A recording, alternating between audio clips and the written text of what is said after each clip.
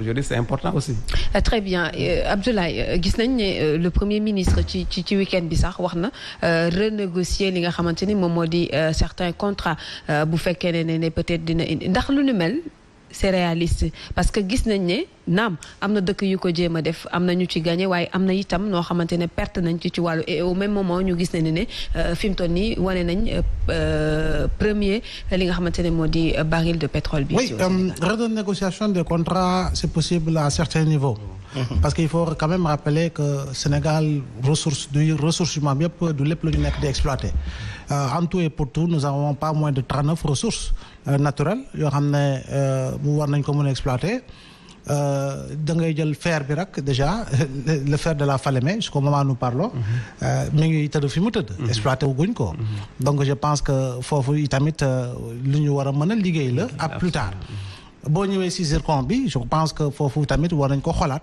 ak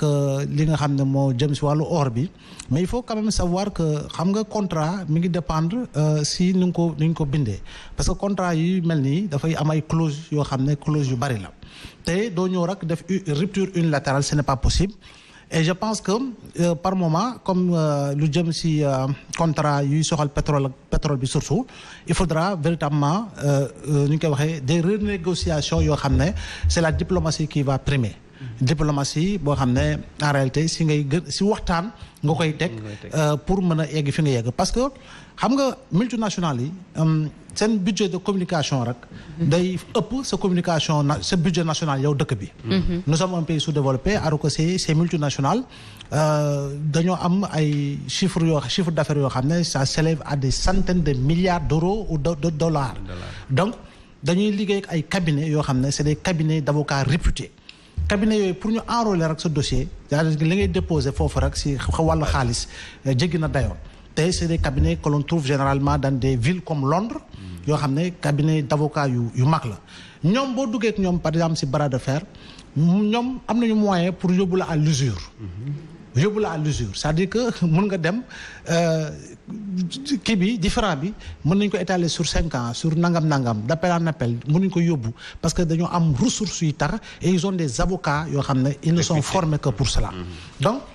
ñoom duñu bëgg tamit réputation boo xam ne dañ koy ñàkk surtout que ce sont des entreprises qui sont cotées dans différentes bourses te bourse yi gën a mag la moo xam Nasdaq la moo xam CAC 40 la moo xam beneen façon bu bourse la Dow Jones wala beneen donc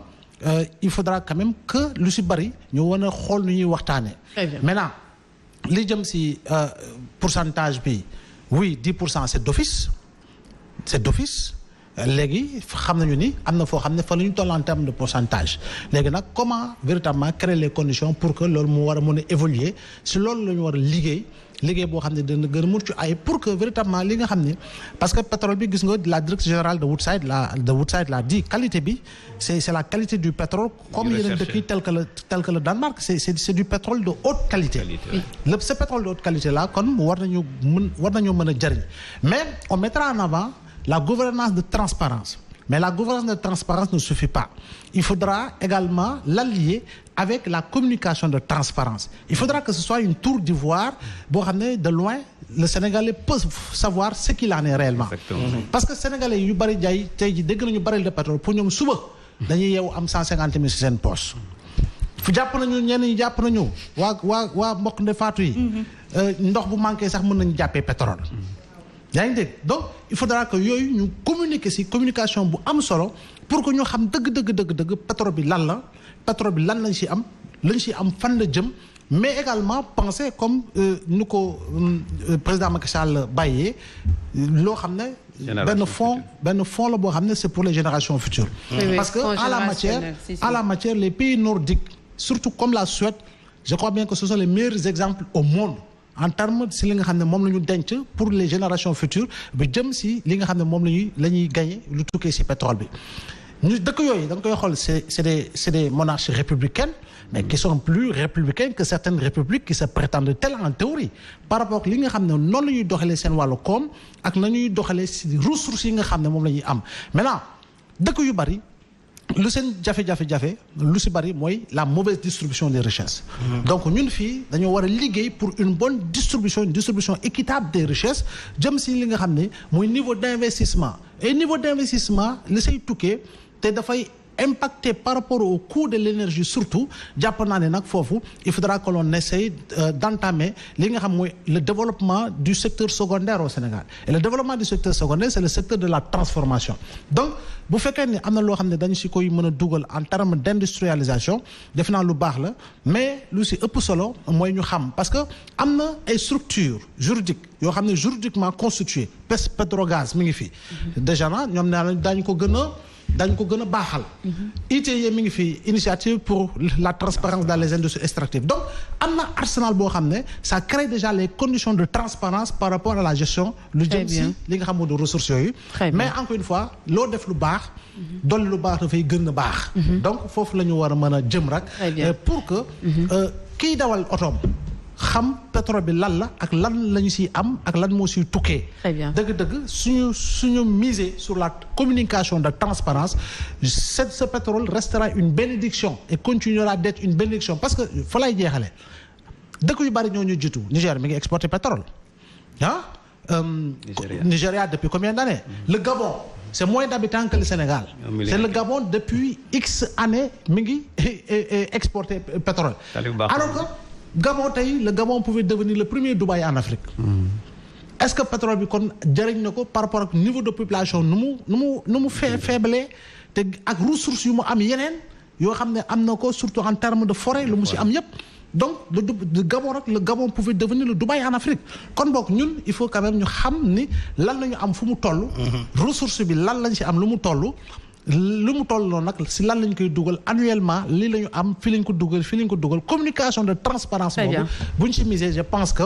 on ne pensera jamais à la malédiction du pétrole comme ni mu dalee yenn dëkk yi mais le pétrole restera une bénédiction et continuera d'être une bénédiction pour le Sénégal. Très bien Ndeye Fatou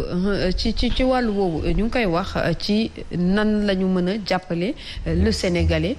lambda surtout déjà ak période bi ñu toll ak espoir bi nga xamante ne am nañ ko ci wàllu pétrole bi. waaw ci wàllu pétrole boobu moom xam nga démb newoon naa la nañu wàññi tuuti ardeur yi parce que suñu production pétrole. nekkul forcément ñun moo ñuy génnee ci ndóol parce que pays pauvre la ñu nekk après tout endetté à plus de 80%. Merci dem nañ sax ba dépassé seuil UEMOA de 70%. ñu ngi ci 80,09%. xam nga kon ñun moom balance bu déficitaire si ñun la fekk. dernier rapport bu Banque mondiale bi mu présenté barki. dernier rapport merci Alassane pour la précision. c'est pour dire que pétrole bi. Significativement est-ce que dina impacter léegi ci suñu quotidien en tant que sénégalais pour preuve ñun lu ñu wax ne exploitation bi ñuy def fee ne avec Woodside Energy mooy 100 000 barils par jour mais loolu c'est minime par rapport d'abord à la production mondiale mais même en Afrique fii ñu nekk nii en Afrique Nigeria premier pays producteur de pétrole par jour 1,3 million et quelques barils la ñuy produire ñun 100 000 barils faites la différence donc ñun suñ production pétrole bu dee li ñu commencé gul sori na lool ci gabu pays yi nga xam ne ñooy produire pétrole en Afrique